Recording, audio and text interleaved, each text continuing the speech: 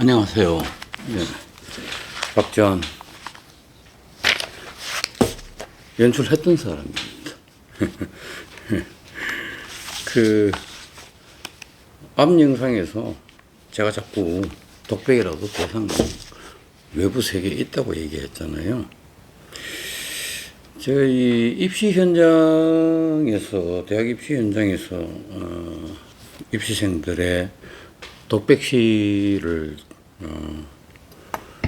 좀 지켜보니까 어딘가를 보고 있는데 아무것도 안 보는 것 같은. 그러다 보니 어떻게 되느냐, 이 시위를 하는 학생의 몸이 공간 안에 있지가 않으니까 공간이 없어 보이는 거죠. 이런 얘기를 혹 들은 경우들도 있나 봐요. 그래서 상상되는 대상의 그 움직임을 미리 그래프를 그려놔요. 뭐라고 얘기 한마디 하고 마지막에 이렇게 가는 걸 눈으로 따라갑니다. 그 경우는 더 없어 보여요.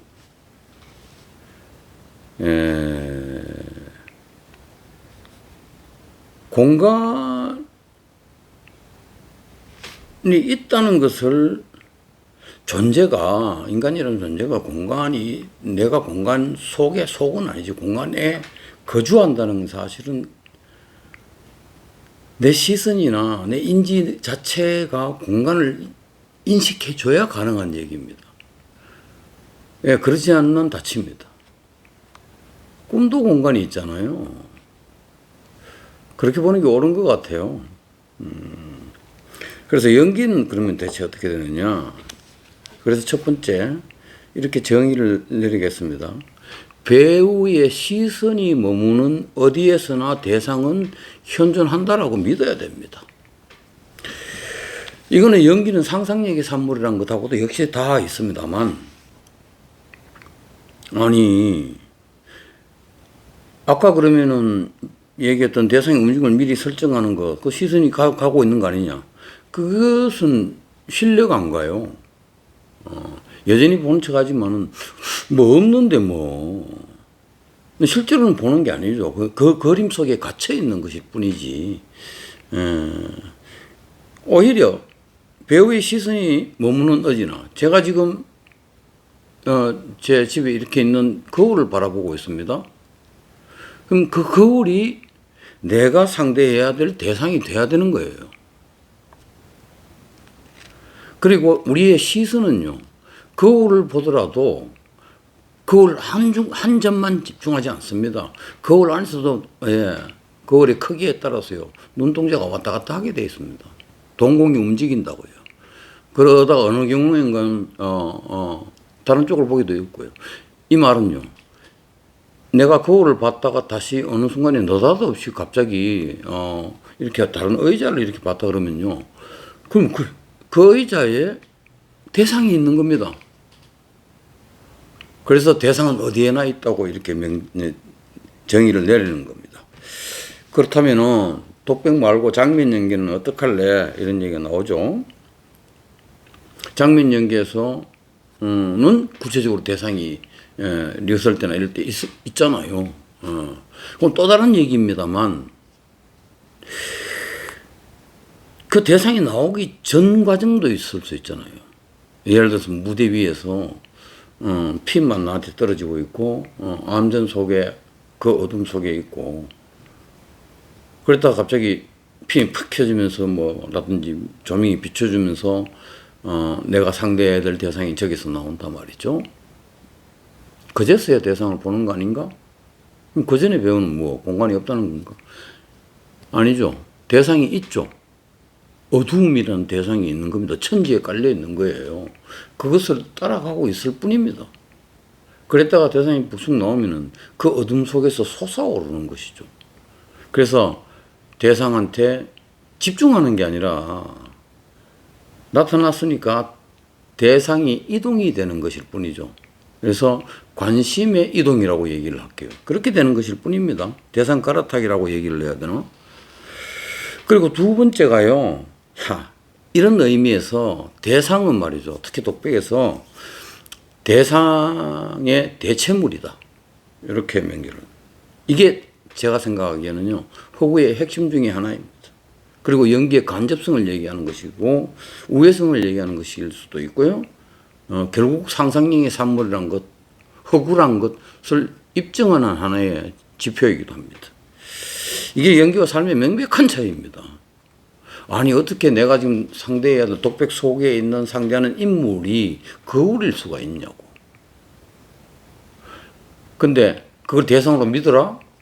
그러면 막 거기서 뭐 그 거울을 막 형체를 바꿔가지고 실물을 그리라는 건가?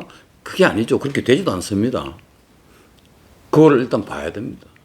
그래야 공간이 생기는 것이니까요. 그 공간 속에서 이미지화 시키는 것이죠.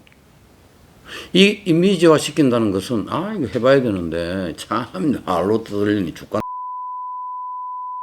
이게 결국 내가 가지고 있는 그렇게 받아들인 어떤 결핍의 공간을 신체화시키는 데 도움을 주는 거죠. 도움을 주는 것이죠. 실제로는 물론 거울을 봅니다. 그러나 이 신체 상상력은 그것을 조율해서 상대해야 될 대상으로 받아들이고 이미지화시키고 그 다음에 거기에 반응하게 만드는, 인위적으로 연습할 때는 어느 정도 조정을 해봐야 되는 겁니다. 움직여봐야 되는 것이죠. 그러다가 물컹 안에 뭔가가 생길 수 있습니다. 그래서 대상은 대상의 대체물이다. 이거는 실제 장면 연기에서 대상이 직접 나와도 마찬가지입니다. 예를 들어서 햄릿이 클로디우스를 본다고 칩시다. 만난다고. 정말 클로디우스인가요? 정말 햄릿인가요? 그러면 아니잖아요. 예, 같은 연기하는 배우잖아요. 그 뻔히 알고 있잖아요. 근데 어떻게 클로디우스로 받아들이냐 말이죠. 그래서 그런 맥락에서 보면 예, 여전히 대상은 대상의 대체물이다. 가 성립이 됩니다. 그리고 이것이 연기와 삶의 명백한 차이라는 것이죠. 21세기에 들어서 요라는 퍼포먼스가 생기고 특히 21세기 포스트 모던 드라마 연기는 이러한 허구성료, 나와 어떤 인물 간의 괴리 이런 걸 지워버리고 그 배우의 존재 자체로서 그냥 연기를 하는 그 퍼포먼스들이 많이 나오고 있잖아요. 그럼 그때는 대상 어떻게 얘기할래? 예, 그거는 전혀 다른 얘기입니다. 이거는 우리가 지금 역사적으로 쭉 이어오는 정통적인 연기를 벗어나서 21세기의 새로운 형태의 배우와 인물이 구분이 없는, 아니면 연기가 아닌, 아니 뭐라고 해야 되지? 그건 다른 얘기라고 저는 봅니다. 저는 이렇게 정의를 내리겠습니다. 적어도 연기에 있었어요. 기억도 외부 세계의 대체물을 통해서 찾아야 된다. 아까 얘기했던 것과 똑같은 논리입니다. 내가 가지고 있는 기억을 끄집어내기 위해서 이 안에 있지만 끄집어내기 위해서 도움이 필요하다는 거죠. 그게 인간입니다. 보자. 그러고요. 이렇게 뭔가를 봅니다. 그래서 이 본다는 게 참 중요한데, 그러니까 기억조차도요, 예? 기억도, 뇌 속에 있는 기억도 내가 뇌를 파고 들어가서 끄집어내는 게 아니라 외부 세계의 대체물을 통해서 조력을 받아, 건져내야 한다. 그런 의미에서요, 여전히 대체물을 찾아야 되는 것입니다. 뭐 작품으로 구체적으로 좀 가져와 볼까요? 기억을 회상하는 장면 이런 거 많잖아요. 예를 들어서 유료동물원의 그 끝장면에 보면은요, 아만다의 아들 톰이 집을 뛰쳐나와가지고 어딘가의 세계에 가 있잖아요. 그래서 엄마를 그리워하는 장면이 마지막 장면이에요. 톰이요. 아만다, 지금 엄마의 집에서 엄마인 아만다가 촛불을 켜놔놓고 다소곳이 앉아있는 장면을 여러 번 봤겠지. 그러니까 회상을 합니다. 그러면서, 마지막에 엄마, 제발 그 촛불 촛불을 꺼줘. 라고 아프게 회상하는 장면이 있습니다. 배우가 어떻게 해야 될까요? 이걸 정말로 연극에서 실제 공연에서 도와주겠다고 배우를 없이 하면 안 되니까 조명 한 켠에 해가지고 아만다가 직접 들어가서 불 켜고 있는 장면을 보여준다. 아, 그건 망하는 거지. 망하는 거지. 관객의 상상력을 깨부수는 거잖아요. 그런 거는. 보여주더라도 다른 식이 돼야 될 것 같고. 아무튼 이때 톰의 기억에서 끄집어내는 것은요. 공연에서 그렇다 칩시다. 마찬가지입니다. 보이는 것을 봐요. 그걸 통해서요.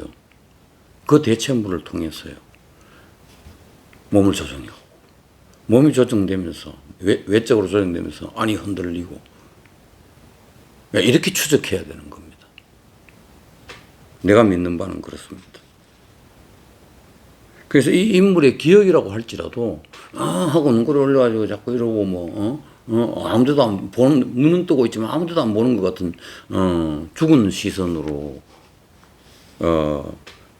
이 연기를 해낸다는 것은 이미 망하게 돼 있다. 안 된다. 기억도 외부 세계에서 찾아라. 외부 세계 대체물을 통해서 찾아라. 이렇게 얘기해 두고 싶습니다. 해봐야 되는데. 그래, 좋아. 기억은 그렇다 손 치고. 지금 현재 일어나는 내면의 갈등 중에 주로 이제 자기하고의 싸움이잖아요. 그게 대상이 내면이고 그 대상이 나일 때, 이 인물 자체일 때 어떡할래? 다음 영상에서 좀 대상은 어디에나 있다. 2편으로 제가 돌아오겠습니다. 햇빛이 되게 내렸잖아요. 오늘 끝내겠습니다. 안녕히 계십시오. 바이.